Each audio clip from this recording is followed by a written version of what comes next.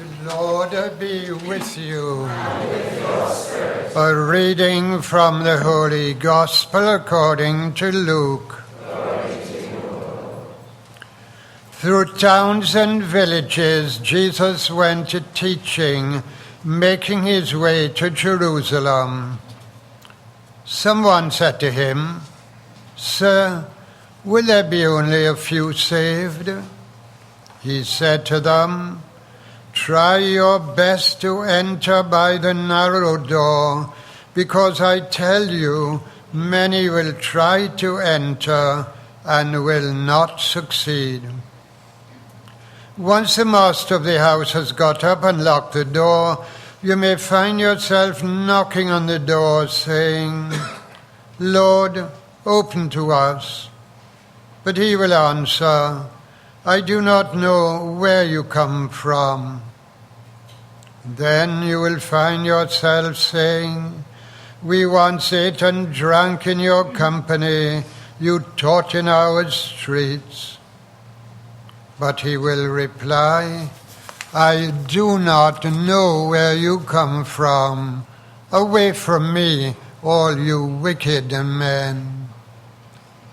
Then there will be weeping and grinding of teeth when you see Abraham and Isaac and Jacob and all the prophets in the kingdom of God, and yourselves turned outside.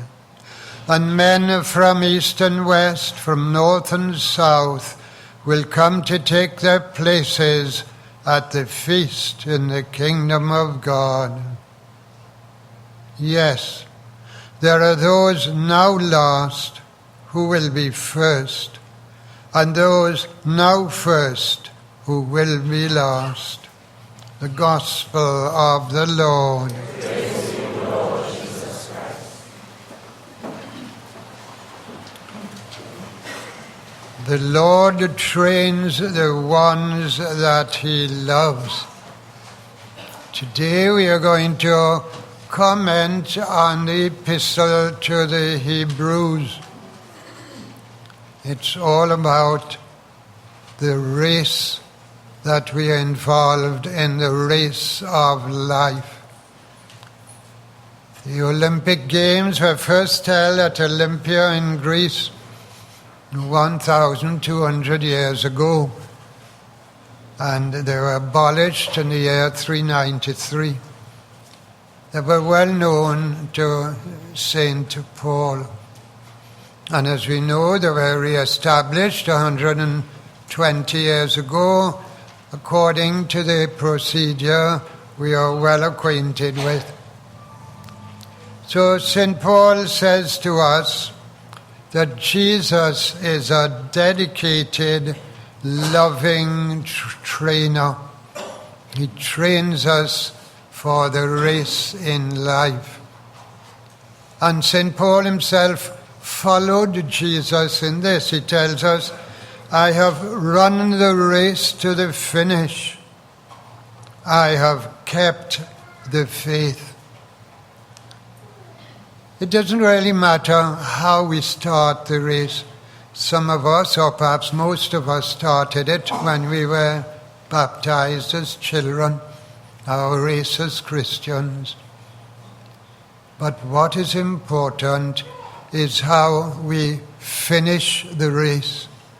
We have to try to win, try not to be losers. And again, St. Paul in another epistle tells us, all the runners at the stadium are trying to win, but only one of them gets the prize.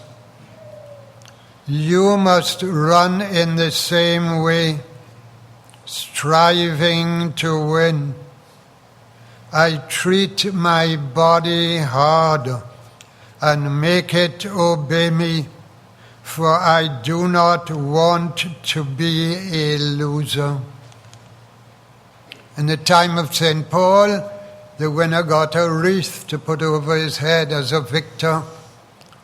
Nowadays, the winner gets a gold medal, which I suppose he can go and sell on eBay. But we are striving not for that.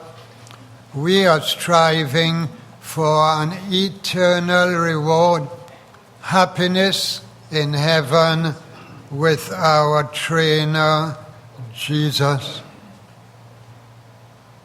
And we have to follow what the trainer tells us, because he is not just an ordinary trainer. He loves us in God as his sons and daughters. And therefore, we have to follow him in trust, in confidence, in love.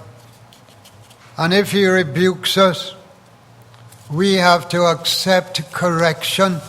We have to realize that he does correct us in love for our own good. And as we heard in the epistle, sometimes the training can be difficult, can be testing, can be hard, can be painful. Our trainer, Jesus, has 4 requisites for those he trains. First, if anyone wants to be a follower of mine, we have to be determined to run the race as Christians. I have decided to follow Jesus, not just in passing, but permanently. A solid, permanent decision, whatever they cost. And Jesus goes on, our trainer, let him renounce himself, abandon his selfishness. Remember, it is not me first, me second, and me last. That me has to disappear from our lives. Third thing Jesus asks, take up his cross every day. Not kind of vai-ki-vai, not grudgingly, not complaining, willingly and gladly. Well, it's a little cross or a big heavy one. That's what our trainer wants us to do, to carry the cross. Fourthly, and most importantly, to follow me. Follow Jesus. Follow Jesus, who came not to serve, but to be served, and give his life as a ransom for many. Now, I'm sure you can all tell me, who is the fastest man in the world? Yes, Usain Bolt. I'm sure you remember that well. But I wonder how many of you remember who was the fastest man in the world in the 1976 Olympics. Yes, Hazley Joachim Crawford, born on the 16th of August 1950. And from early on his trainer told him, there is no gain without pain. We must remember that's what our trainer Jesus tells us also.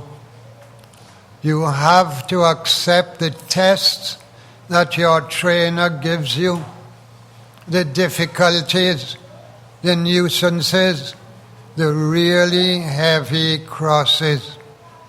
No gain without pain. Suffering is part of our training as Christians. And we have to accept it, knowing that we are being treated as sons beloved by God. Now in the 100 meters final, our friend Hazley started third from the blocks, and then he went into the front, determined to win, and he won. All of us, if we are determined to win, Christ will make us winners. We must not give up on ourselves, because in giving up on ourselves, we are giving up on our trainer.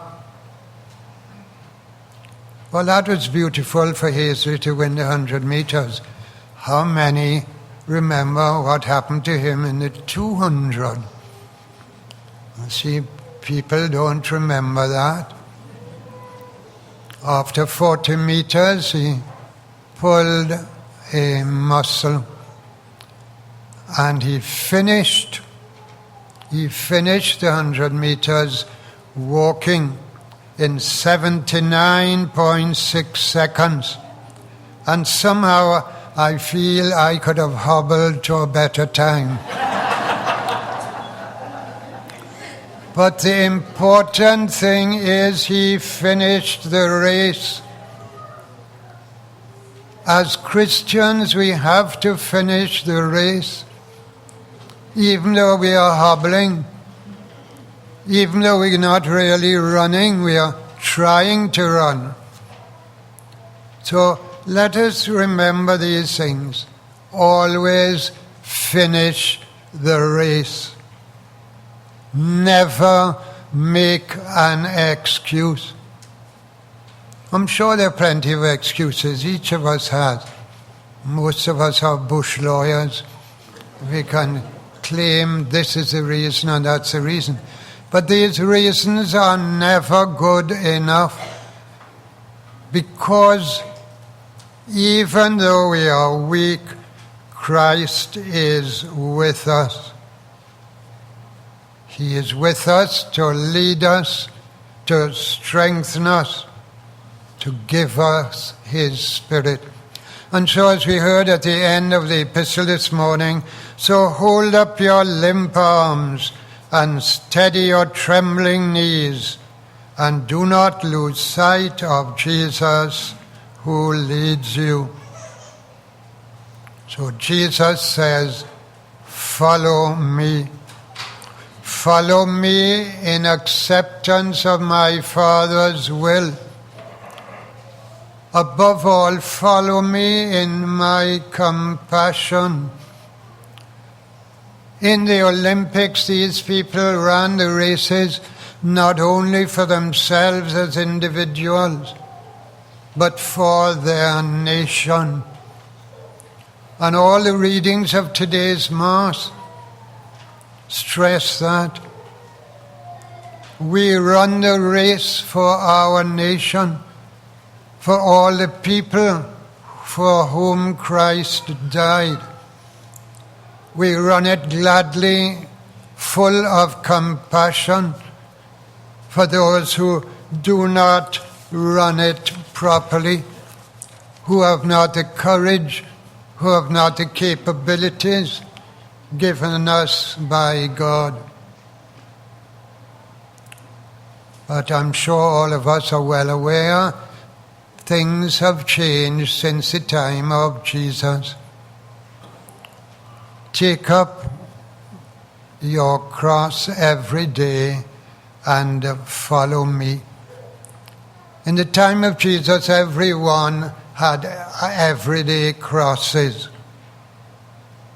No escaping the extremes of the weather. No proper justice administered. No painkillers. Jews being oppressed by the Romans.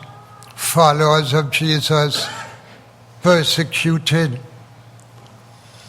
No recourse against attacks from insects and disease.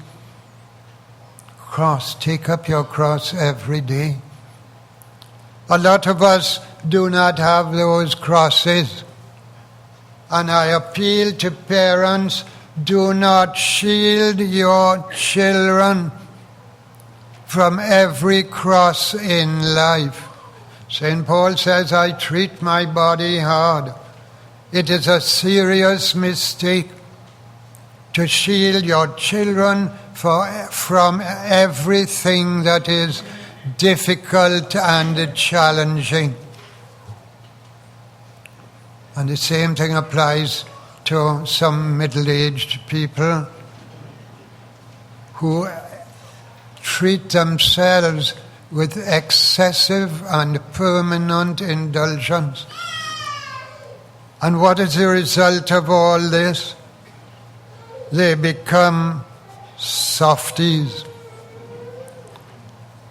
They become people incapable of living life to the full. They are concerned as pocomaniacs instead of doing their best to treat themselves with respect, to be willing to accept trials, to be willing to do so for the sake of others.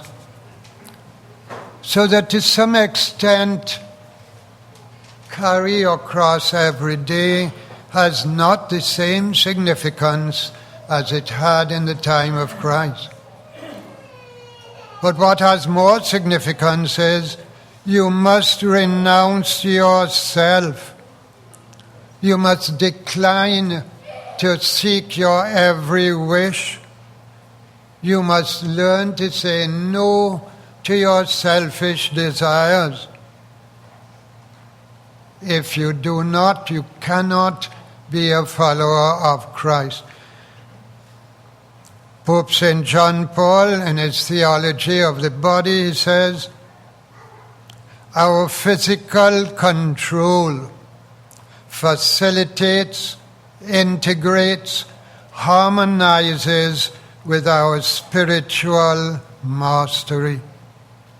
Our physical control facilitates, integrates, harmonizes with our spiritual mastery.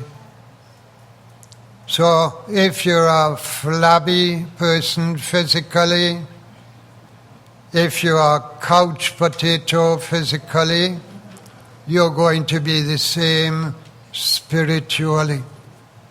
Treat your body hard. On the other hand, those who are vibrant spiritually will enjoy to the full, with thanksgiving to God, all the physical blessings the Lord gives us. A happy combination of physical, psychological, and spiritual. So we'll end with a simple story to show that combination of physical, psychological, and spiritual.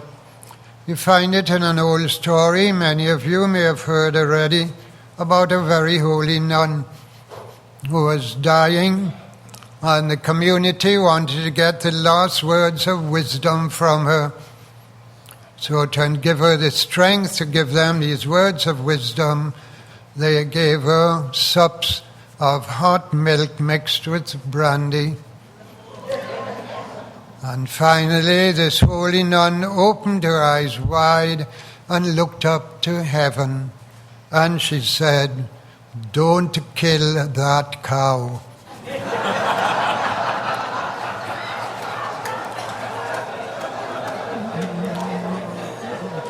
Will you stand for the creed?